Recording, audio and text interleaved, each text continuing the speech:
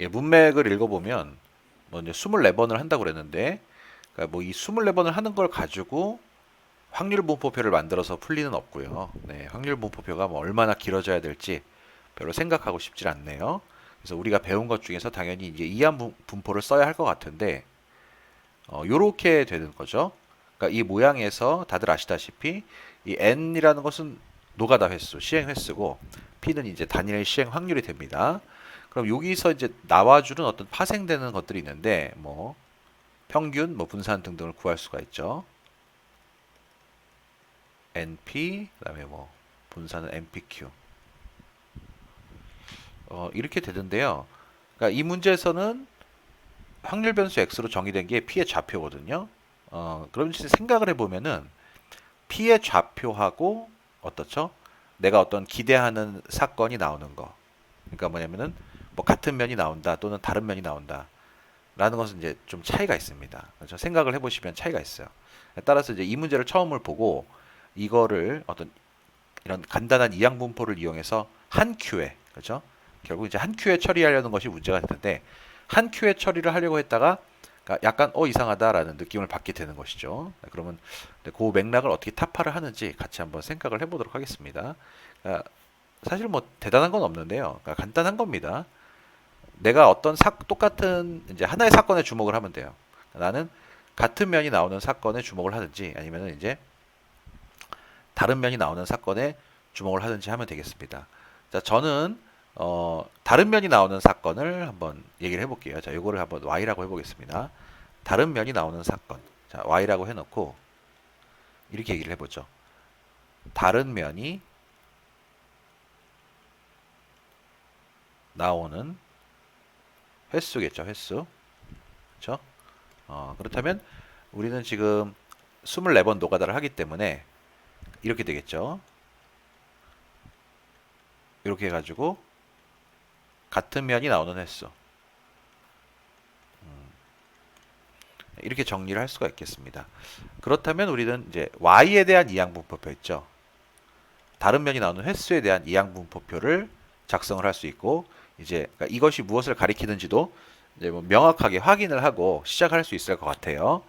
그러니까 여기 들어가는 것은 24번입니다. 어쨌든 24번이고요. 그다음에 단일 시행 확률을 써야 되죠. 자, 단일 시행 확률.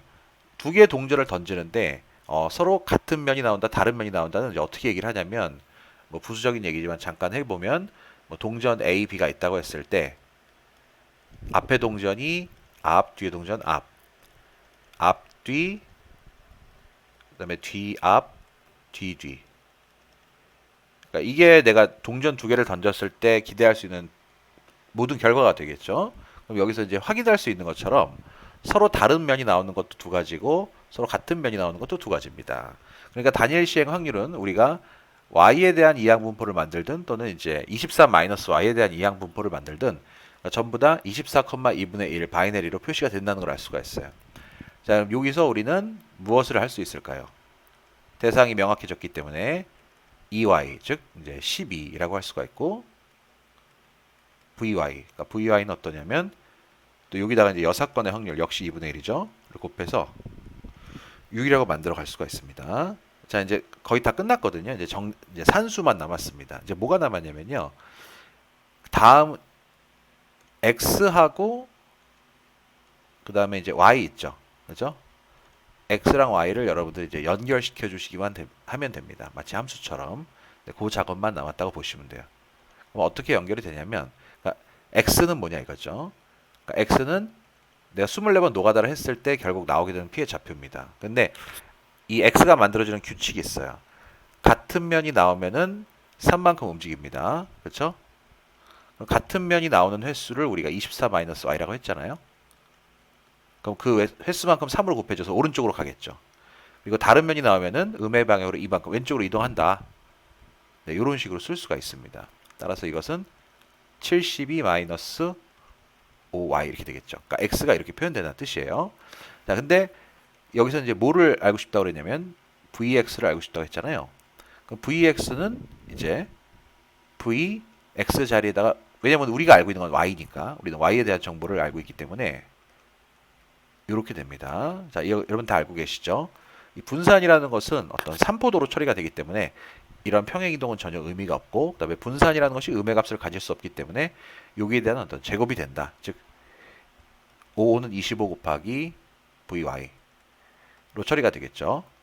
오늘 이제 25 곱하기 6을 해서 150을 얻게 됩니다.